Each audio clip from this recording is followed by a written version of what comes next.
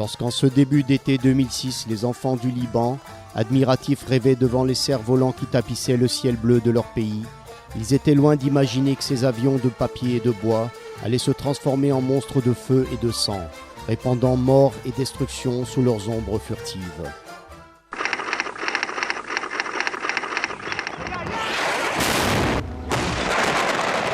En effet, le 12 juillet 2006, un banal accrochage militaire à la frontière israélo-libanaise se transforme en une guerre terrible contre le Liban qui durera 33 jours. Entre le 12 juillet et le 14 août 2006, Israël aura lancé 7000 attaques aériennes, faisant 1183 civils tués, 4054 blessés, 970 000 déplacés, 78 ponts détruits, 30 000 maisons endommagées et 15 000 tonnes de fuel déversées dans la mer. Durant ces 33 jours de guerre, l'armée israélienne ravitaillée par les États-Unis aura usé sans discernement de toutes les armes conventionnelles imaginables contre le Liban. Hormis les armes dites classiques, l'armée israélienne aurait fait grand usage d'armes sales, favorisant la dissémination de produits toxiques et radioactifs. Le Liban a ainsi servi de laboratoire expérimental où toutes les règles minimales du droit de la guerre ont été rendues obsolètes.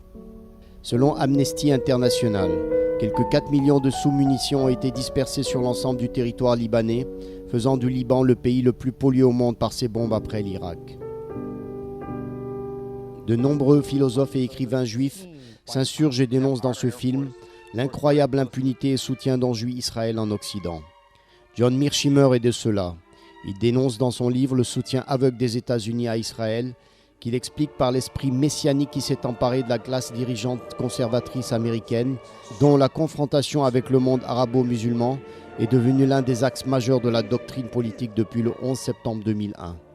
Alors qu'il préparait l'offensive contre le Liban, le Pentagone et Tsahal mettaient en place une fédération des chrétiens sionistes, le CUFI, Christian United for Israel, dirigé par David Brugg, avec pour mission de transformer 50 millions d'évangéliques en militants de la guerre. There's a community of approximately, give or take a few million, 50 million pro-Israel Christians in America.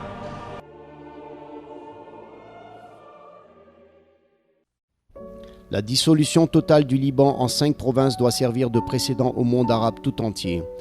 La dissolution de la Syrie et de l'Irak plus tard ethniquement ou religieusement en secteur unique comme au Liban est la cible primaire de l'État d'Israël. Le morcellement plus tard de l'Égypte, de la Libye et du Soudan sont inévitables. D'après de nombreux analystes politiques israéliens et américains, cette guerre était préméditée de longue date et a peu à voir avec l'incident à la frontière libanaise. Les hauts stratèges israéliens et américains n'attendaient qu'un prétexte pour mettre à exécution les plans élaborés depuis 1982 dans le dessein de dissoudre les pays arabes en mini-États confessionnels et enfanter un nouveau Moyen-Orient.